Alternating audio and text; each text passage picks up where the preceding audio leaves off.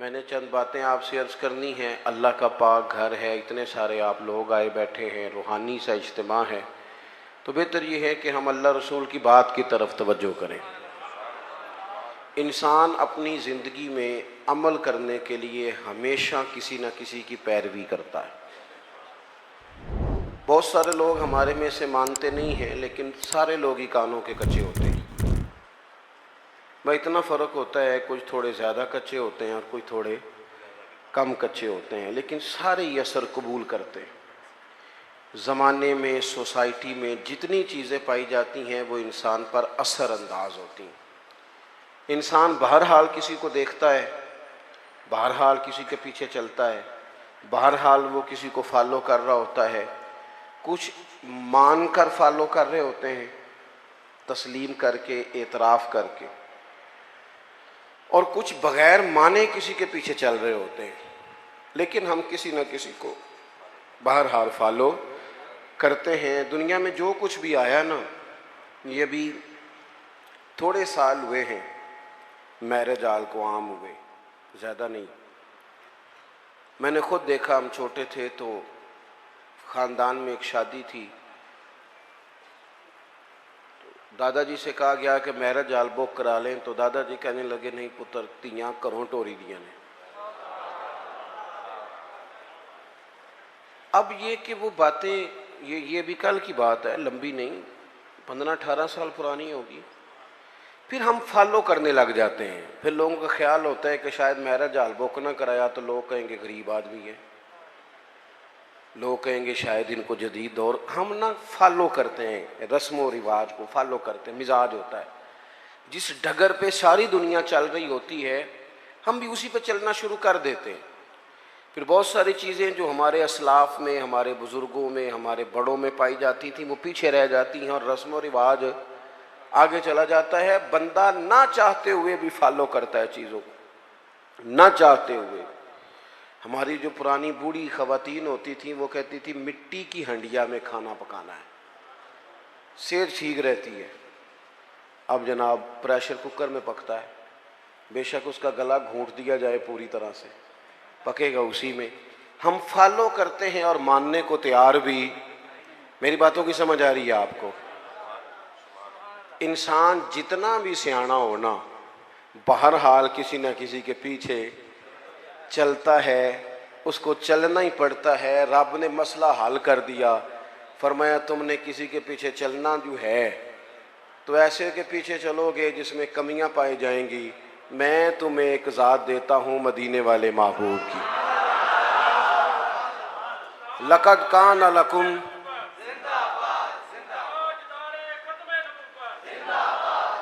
लक़द कान लकुम फ़ी रसूलिल्लाहि उस्वतुन हसना।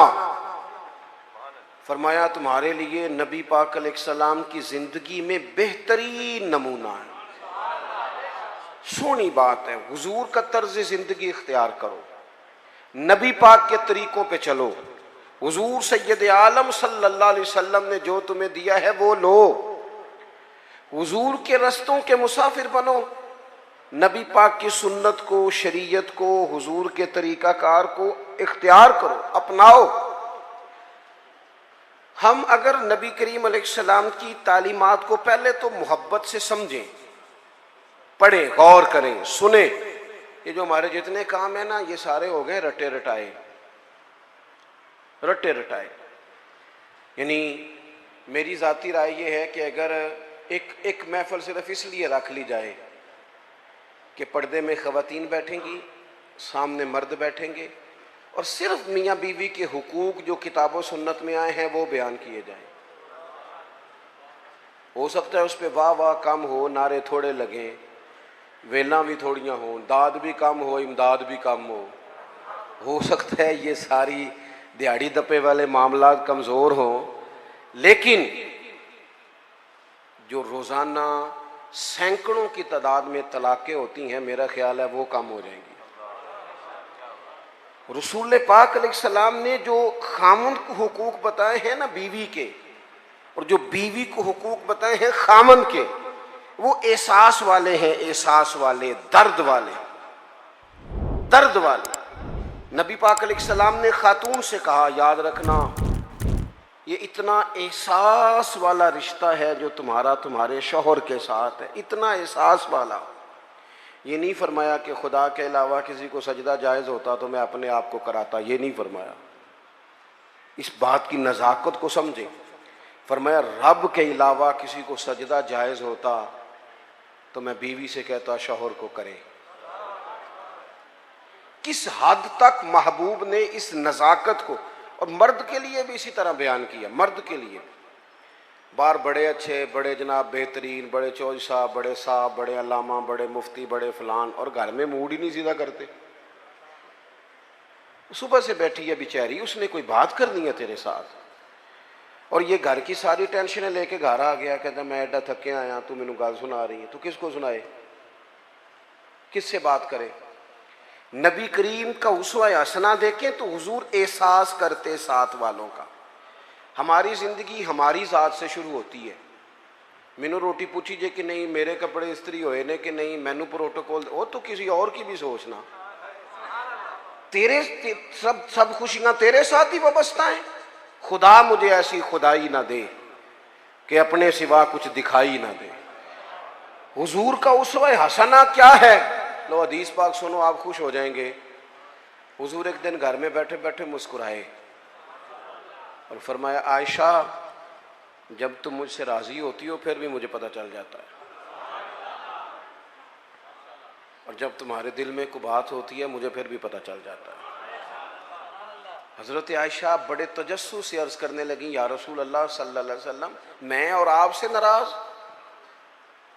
हुजूर ने फरमाया, बताऊं फिर? या रसूलल्लाह फरमाइए। तो महबूब फरमाने लगे, तुम कभी कभी कसम उठाती हो? हुजूर उठाती हूँ। फरमाया, जब होती हो ना राजी तो कहती हो मुझे मोहम्मद मुस्तफ़ा के रब की कसम, और जब नाराज होती हो ना, दिल में को बात होती है, तो फिर कहती हो मुझे हजरत इब्राहीम खलील के रब की कसम। फिर तुम हजरत इब्राहीम का नाम लेती हो।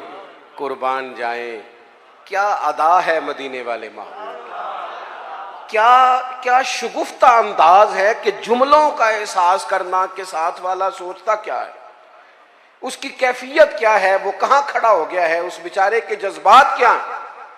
हजरत आयशा सिद्दीका तो रो ही पड़ी, अर्ज करने लगी, कुर्बान जाऊं करीम महबूब, यहां तक ख्याल रखते हो? कोई बोल, कोई जरूरी है कि कोई रो के दुखड़ा सुनाए तो सुनना है? उसके लफ्जों से गौर करो, उसके जुमलों पर गौर करो, उसकी बातें देखो, उसकी गुफ्तगू कहाँ है और वो कहाँ पहुंच गया है बेचारा, उस दर्द को महसूस करो। हुजूर फरमाने लगे, हाँ मुझे पता चल जाता है। तो सैयदा आयशा अर्ज करने लगी, या रसूलल्लाह, फिर कसम है मुझे उस रब की इसने आपको रसूल बनाया है, मैं नाम ही छोड़ती हूँ पर मेरे दिल में हमेशा मदीने वाले रसूल मौजूद रहते हैं। थोड़ा सा ना हुजूर का उसवा हसना, हमें ज्यादा मुश्किल बार नहीं है, घरों में है, ज्यादा मुश्किल बार नहीं, ज्यादा मुश्किल घर में। आप सुने जी, अल्लाह खुश रखे, हूँ मैं जाना तो मेरा काम जाने, अल्लाह आपको खुश रखे। थोड़ा डाटा हूँ, आप मेरी बात पर तवज्जो करें। अजीज दोस्त, होता ये है, बस सिर्फ इस मामले डाटा हूँ, बाकी अल्लाह माफ़ फरमाए, बाकी काम सादा ही है। आप परेशान हो गए, बल्कि ज़्यादा परेशान हो गया बास दोस्त, पता नहीं क्यों डांटे हैं, बड़े सादे हैं जी। अल्लाह ताला हमसे दरगुजर करे, बस कबूल करे। आप गौर करेंगे क्या कह रहा हूँ। देखो, हमें ना ज़्यादा मसाइल घर के अंदर हैं, बाहर नहीं। कुछ बंदे ऐसे होते हैं जो ज़्यादा वज़ादार होते हैं, पर्दा रखते हैं, पसंद नहीं करते, वरना घरों के अंदर की परेशानियां बंदे को बाहर भी कमज़ोर कर देती हैं। ये जो बाहर बंदे बड़े तलख होते हैं ना, मोटरसाइकिलों की टक्कर होती है, ये बेचारे घर में परेशान होते हैं। जाने किस उम्र में जाएगी ये आदत मेरी, रूठना उससे तो औरों से उलझते फिरना। कई दफ़ा इंसान अपनी घरेलू मुश्किलात से परेशान होता है।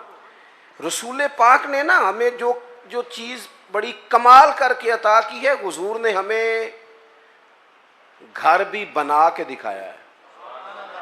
हुजूर ने एहसास किया, ओ यारो देखो, चारों बेटियां मेरे नबी पाक की, ये जी अल्लामा साहब हैं, अच्छा जनाब, ये चौधरी साहब हैं, वाह जी वाह, ये जज साहब हैं, ये फलां साहब हैं। इन्होंने कभी बच्चे को हाथ नहीं लगाया। बच्चा किसका है? या भी इनका बच्चा है तो कोई अर्ज नहीं कंधे पे उठाने पे, कोई मना नहीं।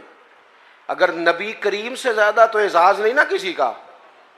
तो आप सही बुखारी पढ़े, हुजूर की जो सबसे बड़ी नवासी है हजरत ज़ैनब की बेटी जनाब उमामा बिनते ज़ैनब, बड़ी नवासी, बुखारी में मौजूद है। हुजूर नमाज पढ़ने आते थे तो नवासी को साथ उठाया होता था।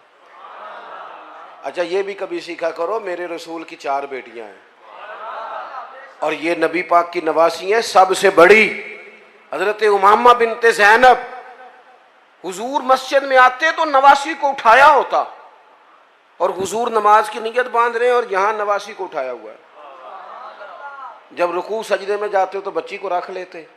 एक दफ़ा हुजूर के पास एक शख्स आए, अकरा बिन हाफिस नाम था, नबी पाक के साथ बच्चे खेल रहे थे। तो कहने लगे हुजूर मैंने नहीं कभी बच्चों को टाइम दिया।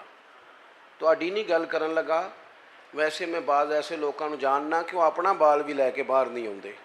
कहने लोग कहना सुनिया तेन रोटी तां मिलती जे तू बच्चे खड़ाए थे नहीं ले।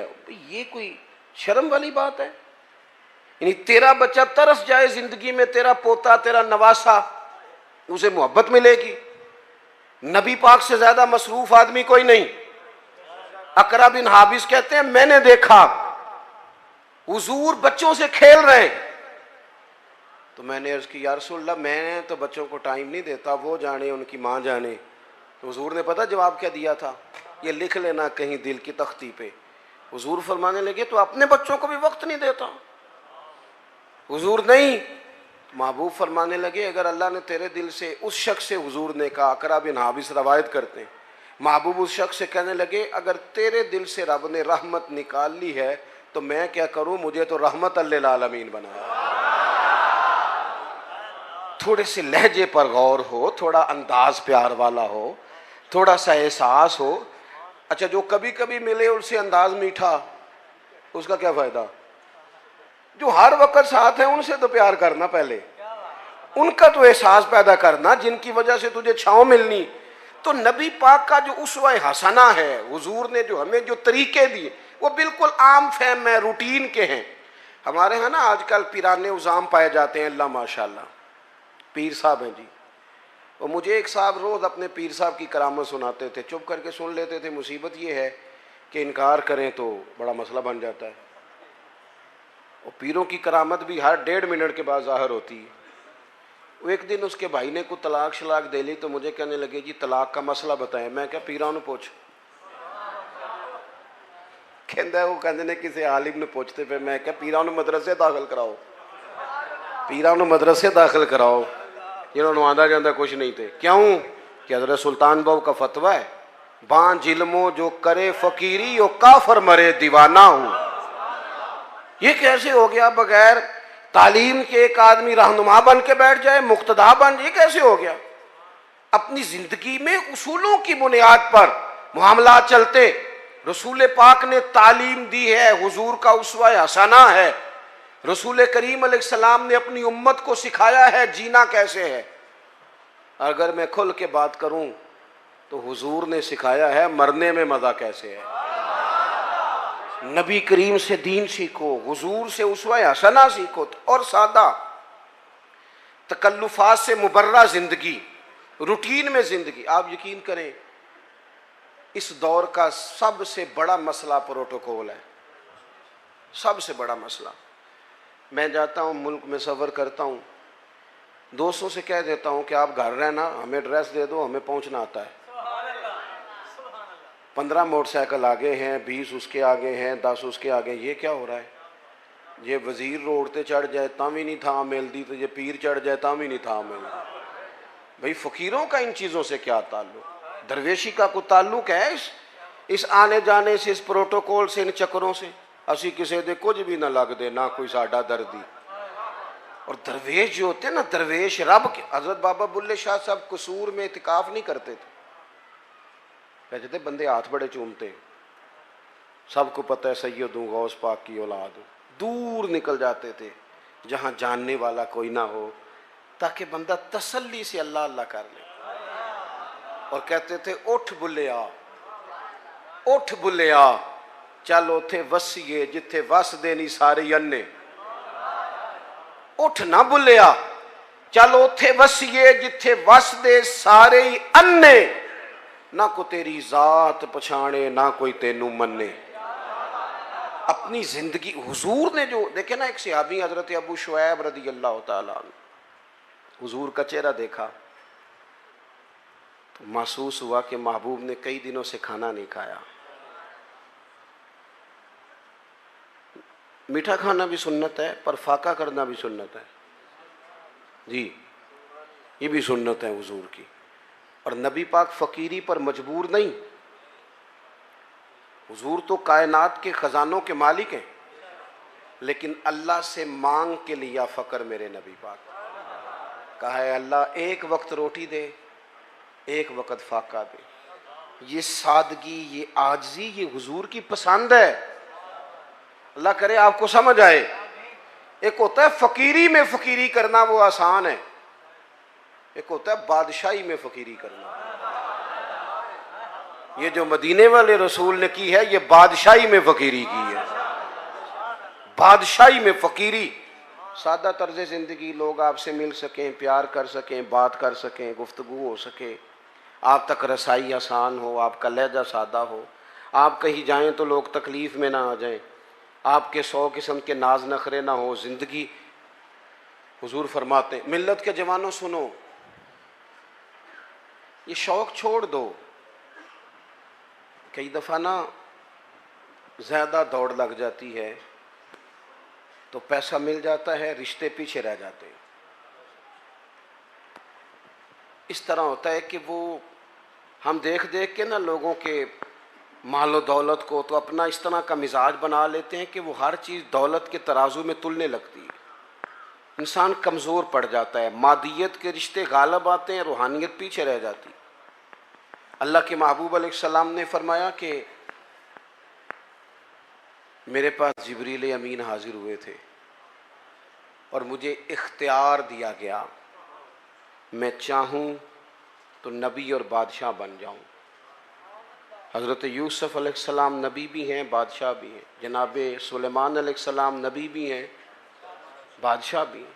मुझे इख्तियार दिया गया, मैं चाहूँ तो नबी और बादशाह बन जाऊँ, और चाहूँ तो अल्लाह का बंदा और नबी बन जाऊँ। हुजूर फरमाते हैं मैंने बादशाही कबूल नहीं की, रब की बंदगी कबूल की है। बंदगी, बंदगी, अब्दुहु व रसूलु, बंदगी कबूल की है। माँ के लिए इंसान टाइम निकाले, बाप के लिए टाइम निकाले, बहन भाइयों के लिए टाइम निकाले, बीवी बच्चों के लिए टाइम निकाले, दोस्त अहबाब से वो मुस्कुराए, बात करे, वो किसी के दुख दर्द में काम आ।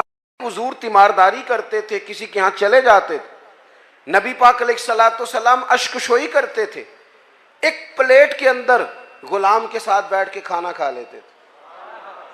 नबी करीम सल्लल्लाहु ताला अलैहि वसल्लम ने हमें जो उसवा हसना दिया है वो काबिल अमल दिया है।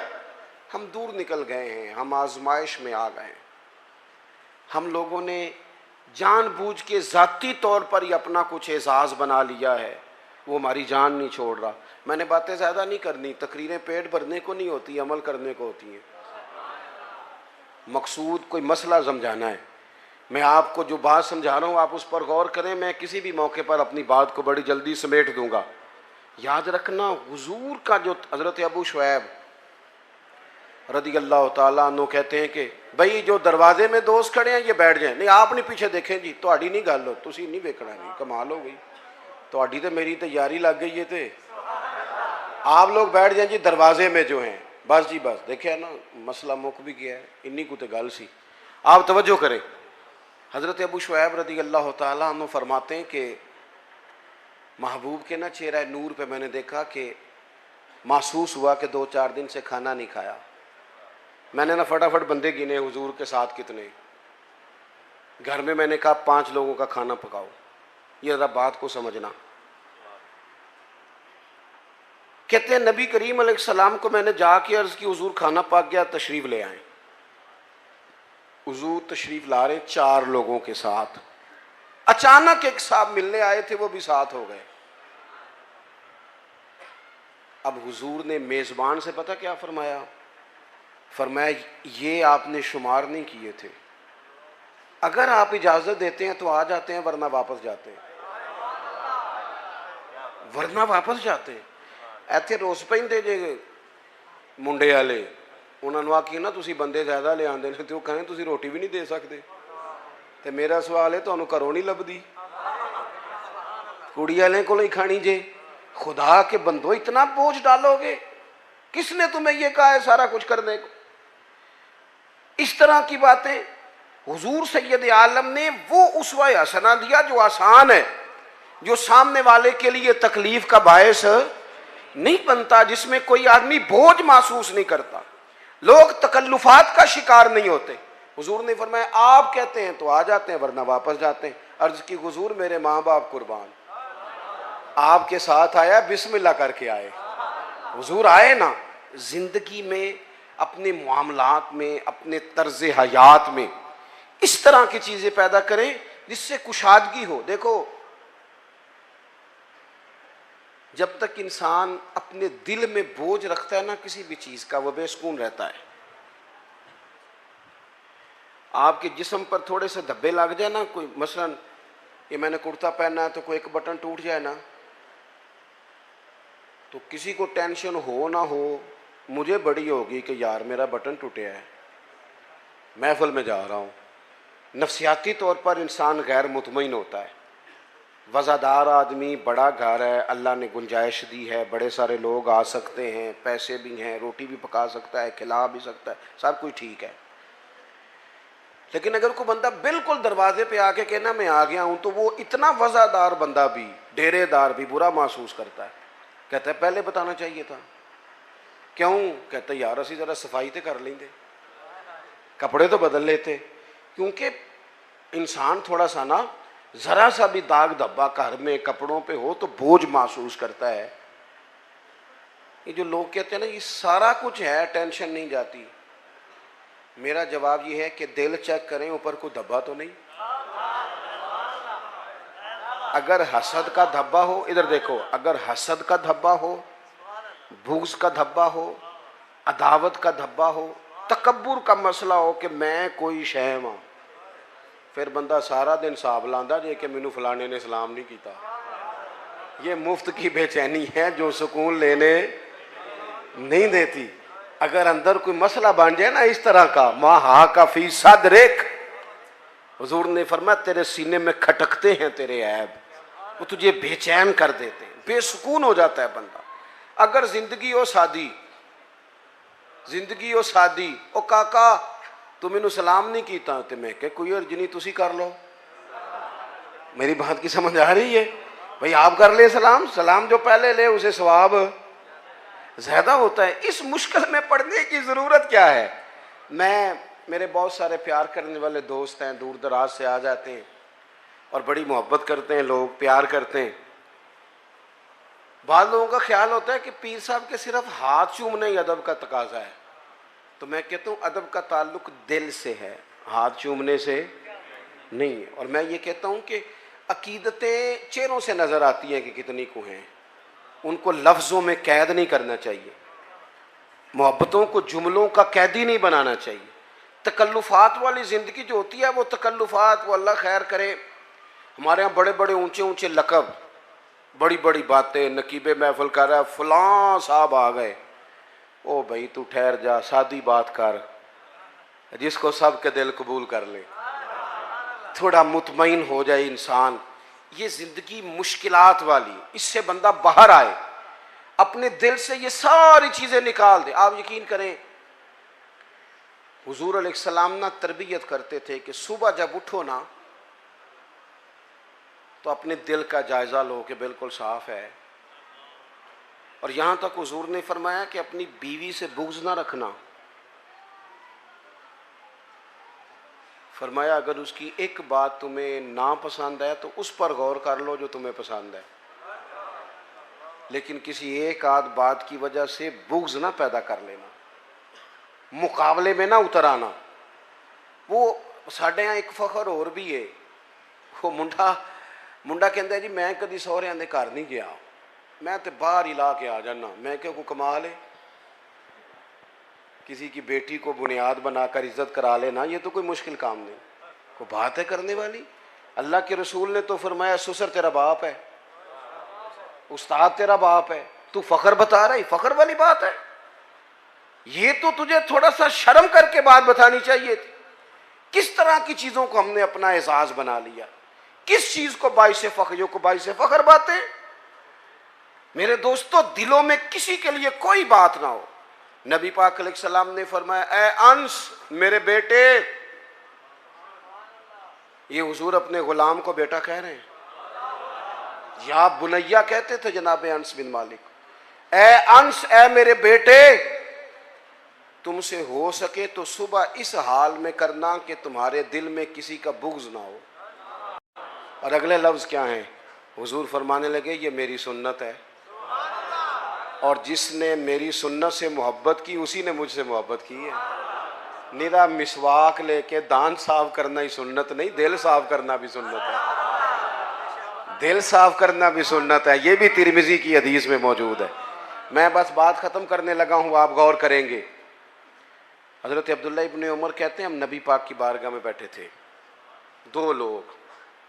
आप तवज्जो करें जी मेरी, आप एक बात भी समझ गए ना। देखिए आप कितने सारे लोग माशाल्लाह आए हैं और इतनी मोहब्बत से आप आए हैं। अगर एक बात आज अपनी हम तरबियत कर लें, एक ज़्यादा नहीं, एक बात अगर जलसों को कानों की लज्जत समझ के ना लो, खुदारा बड़ी हो गई तकरीरें, बड़ी हो गई बातें, बड़े हो गए नारे, दीन तो अमल के लिए आया है। अब उसकी अमली सूरतों पर भी आए ना। मैं अक्सर दोस्तों से पूछता हूँ, सब ने हदीस सुनी हुई है ना कि एक औरत ने कुत्ते को पानी पिलाया था तो बख्शिश हो गई थी, सुनी है ना। लेकिन यहाँ सड़क पे गाड़ी से टकरा के कुत्ता मर जाए ना, तो उसका गोश्त गाड़ियों के टायरों से लग के सड़क से हटता है, कोई बंदा छड़ी के साथ भी साइड पे नहीं करता। किस लिए सुनते हैं तकरीरें, किस लिए पढ़ते हैं जुमे? क्या समझा हुआ है कि सिर्फ ये बातें बातें करने के लिए? दीन तो अमल के लिए आया है। जो कौम, मुझे अल्लाह ने तौफीक दी, हमने खिदमत की वहाँ थोड़ी सी बड़ी मुख्तसर सी, सबसे थोड़ी हमारी है, सैलाब ज़दगान के लिए हम गए। 2 दफ़ा मैं खुद भी गया और मेरे संगी तो तसलसल से वहाँ खिदमत में मसरूफ़ रहे। जितनी सियासी जमातें हैं ना आपके मुल्क में, सारी हुकूमत में हैं। किसी की पंजाब में हुकूमत है, किसी की मरकज़ में हुकूमत है, किसी की सिंध में है, किसी की खैबर। कोरन क्यों लग पे हो? मैं गलत गल की थी? बड़ी आपने गौर शुरू कर दी है। हाँ हाँ, खूब करे हमद से थोड़ा सा गिला भी सुन ले, थोड़ा सा तो सुने ना, सच्ची बात तो सुने। है ना सबकी हुकूमत, सारे हुकूमत में। क्यों नहीं गए ये सारे सैलाब? वहाँ जाके डेरा लगाते ना। मैं, और जब तक खबरें तेज़ थी ना कि सैलाब आया हुआ है, हमारे दिल भी नरम थे। जिस दिन से खबरें ठंडी हैं, सैलाब वालों के घर बन गए हैं, सबके चले गए वो घरों में। हम तो चुप कर गए क्योंकि खबरें ठंडी हो गई। हम तो ट्रेंड पे चलते हैं, मीडिया वार पे चलते हैं। जिंदगी हकीकतों से गुजरती है, खबरों से नहीं गुजरती, हकीकतों से। किसी के घर रात रहना पड़ जाए तो किसी के कमरे में नींद नहीं आती। मुझे बताओ, जो 2 महीने से झोंपड़ियों में बैठे हैं उन्हें कैसे नींद आती है? बेटियां सांझी नहीं होती, तो जो सड़कों में बैठे हैं बच्चियों समेत, बस हम लोग, मर्जी हमारी अपनी है, मखसूस सा हमारा मिजाज है, उसके मुताबिक जिंदगी गुजारना चाहते हैं। असल एहसास है जो रसूल करीम ने अता फरमाया। अब तो ऐसी हवा चली है कि हर शख्स सोचता है तमाम शहर जले, बस एक मेरा घर ना जले। ये हमें बना दिया गया है, ये खुद गर्जी सिखा दी गई है, मादा परस्ती। बहरहाल बात ज़्यादा नहीं करनी। हज़रत अब्दुल्ला इब्न उमर कहते हैं, मैं और जनाब अंस बिन मालिक हुजूर की बारगाह में बैठे थे, अचानक दरवाजे पर दस्तक हुई। हुजूर ने फरमाया, दरवाज़ा खोलो, जो बंदा दरवाजे पे आया है वो जन्नती है। ये ज़रा देखो मेरे नबी पाक का इल्म गैब, ये देखो मुस्नद इमाम अहमद बिन हंबल में हदीस मौजूद। और मेरे आला हजरत ने तो बात ही ख़त्म कर दी, कहने लगे, और कोई गैब तुमसे नेहा हो भला जब खुदा ही ना छुपा रहा। तुम पर करोड़ों दुरूद। नबी करीम अलैहिस्सलाम ने फरमाया जो बंदा दरवाजे पे है जन्नती है। फरमाते हैं हमने दरवाज़ा खोला तो बंदा बड़ा सादा था, ताज़ा वज़ू किया था तो पानी के कतरे दाढ़ी से गिर रहे थे और जूते उसने लपेट के बगल में रखे हुए थे। वो आया, उसने जूते एक जगह पे रखे, सलाम ली, जो बात करनी थी की और चला गया। कहते हैं बड़ा तजस्सुस हुआ कि यार कमाल हो गई है, जैसे हुजूर जन्नती कह दे। कमाल नहीं हो गई? हुजूर तो मुस्कुरा के देख ले तो करम हो जाता है, और जिसको हुजूर जन्नती कहें। कहते हैं दूसरा दिन था, वही टाइम था, वहीं बैठे थे, फिर दरवाजे पे दस्तक हुई। हुजूर ने फरमाया खोलो दरवाज़ा, जो दरवाजे पे आया है वो जन्नती है। कहते हैं देखो करम अल्लाह का, हमने दरवाज़ा खोला तो बंदा वही था जो कल आया था। बड़े नसीब हैं भाई।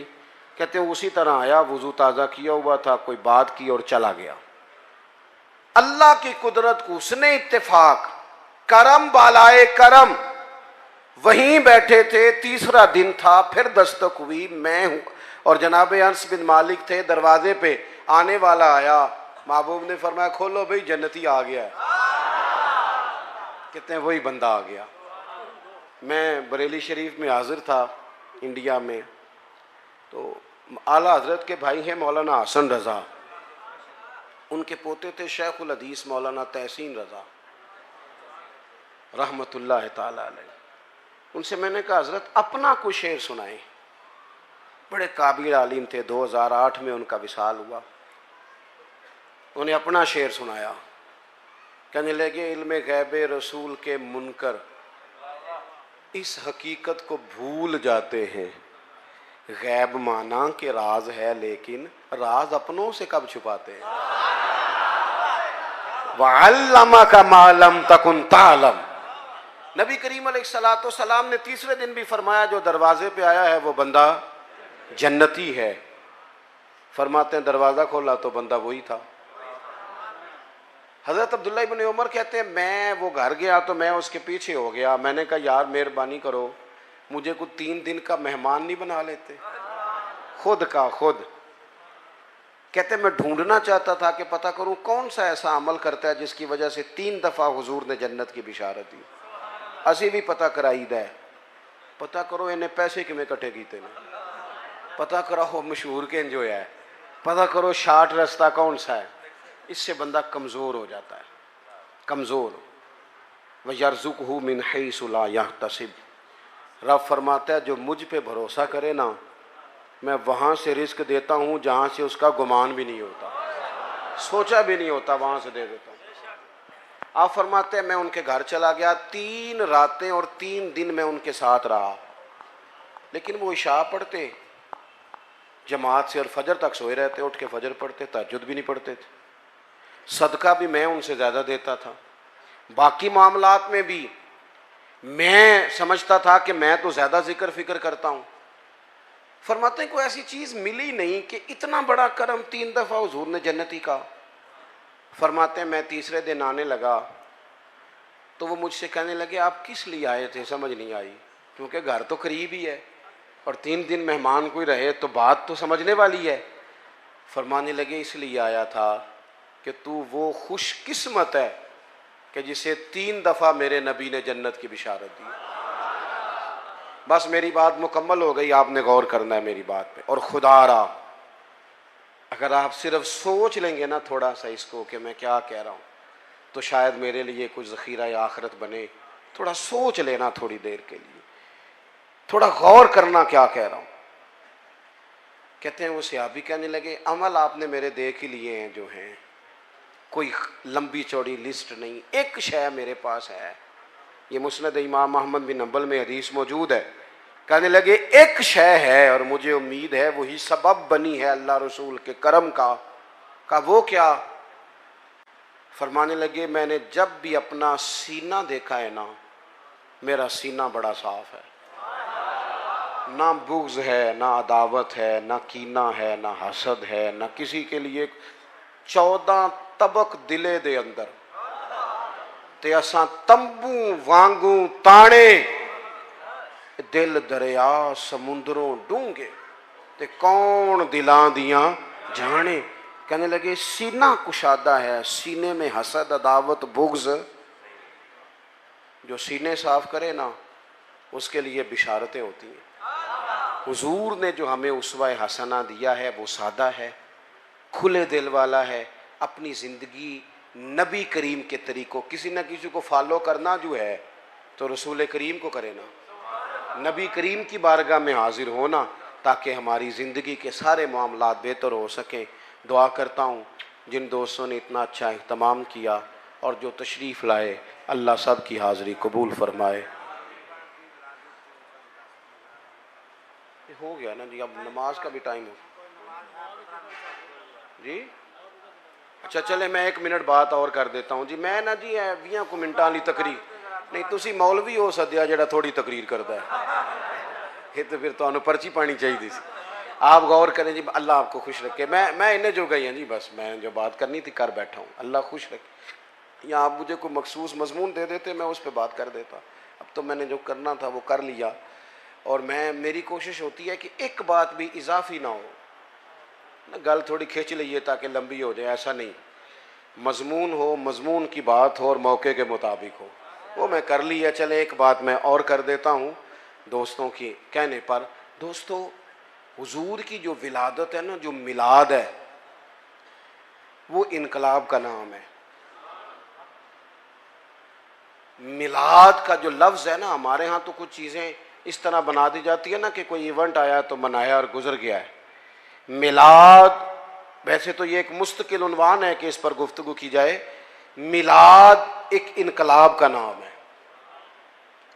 जब आप लफ्ज़ मिलाद बोलते हैं ना कि हुजूर की विलादत हुई, तो सबसे तो पहले शिर्क की नफ़ी होती है, क्योंकि जिसका मिलाद होता है वो खुदा नहीं होता, क्योंकि अल्लाह तो लम यलिद व लम यूलद है। तो हुजूर का तो मिलाद हो रहा है, जो पैदा हो वो रब नहीं होता। दूसरी बात, मिलाद का मतलब क्या है? मिलाद अपने मफाहीम के लिहाज से बड़ा वसी है। मिलाद का माना यह है कि हुजूर से पहले बेटियां जिंदा दफन की जाती थी, अब मिलाद हुआ तो इनकलाब आ गया। अब बेटी कानूनी वारिस है बाप की, पक्की, उसे पूरा हिस्सा दिया है शरीयत इस्लामिया ने, पूरे एजाजात दिए, बेटी को पूरा संभाला दिया है। मिलाद का माना यह है कि हुजूर से पहले गुलाम बिकते थे और बाद में हुजूर ने मफहूम ही बदल दिया। अबू दाऊद शरीफ में हदीस है, हुजूर ने फरमाया तुम्हारे गुलाम तुम्हारे भाई हैं, तुम्हारे गुलाम तुम्हारे। औखी गल है, तुसी तां नहीं पे बोल दे, वाह वाह औखी गल, मैंने पता है ना।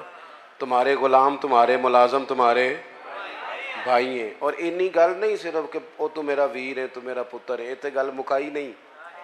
हुजूर ने फरमाया तुम्हारे गुलाम तुम्हारे, जिस तरह का खुद खाना उस तरह का उन्हें भी खिलाना, जिस तरह का खुद पहनना उस तरह का उन्हें भी पहनाना। और तीसरी बात ये इरशाद फरमाई कि उनकी ताकत से ज़्यादा उन पर बोझ नहीं डालना। और चौथी बात ये इरशाद फरमाई कि अगर बोझ डालो ताकत से ज़्यादा तो फिर काम में उनकी मदद भी करना, उनके काम में उनकी। तो मिलादुन नबी का मतलब तो इनकलाब है। मिलाद शरीफ का मतलब तो यह है कि रसूल पाक सल्लल्लाहु ताला अलैहि वसल्लम 12 रबीउल अव्वल को जब तशरीफ लाए तो कायनात के सारे उसूल बदल दिए रसूल पाक ने। इनकलाब का नाम मिलाद है, इनकलाब का। ये जो जुलूस होता है ना मिलाद का, वैसे तो हमारे यहाँ रिवाज है सियासी जलसों में जाने का, और वहाँ लोग जाते हैं बड़ी खुशी से, लीडर को राजी करना होता है ना, फिर ये भी नहीं पूछते कि जाना जायज़ है कि नाजायज़ है, ये भी नहीं पूछते। जेड़ी गड्डी कभी किसी माड़े दी काम नहीं आई वो भी 6 बंदे पाए होंगे, और आज उसके टूटने का भी खतरा नहीं। अगे भी फोटो, पीछे भी फोटो, दाएं भी फोटो। क्या करते हो, किन के पीछे भागते हो? जो पिछले 5 साल किसी और के नारे लगा रहे थे और अगले 5 साल अल्लाह जाने किसके लगाएंगे। ये जो मिलाद का जुलूस होता है ना, मिलाद का जुलूस, ये उम्मत का नबी से रिश्ता बयान करता है। यहां जब नारा लगता है ना तो वो इस बात का तकाजा करता है कि अब गुलामी के बुत टूट गए सारे, बिनकलाब आ गया। विलादत मुस्तफ़ा करीम सल्लल्लाहु ताला अलैहि वसल्लम इनकलाबी फ़िक्रों का नाम है, इनकलाबी सोचों का नाम है। हज़रत सैयदा आमिना, हज़रत अब्दुल्ला रदी अल्लाह ताला अन्हु जो हुजूर के वालिदैन हैं, ये वो लोग थे जो उस ज़माने के सबसे ज़्यादा हसीन लोग थे और सबसे ज़्यादा नफीस लोग थे। पाक पुश्तों पाक रहमों से अल्लाह ने मेरे रसूल को पैदा फरमाया।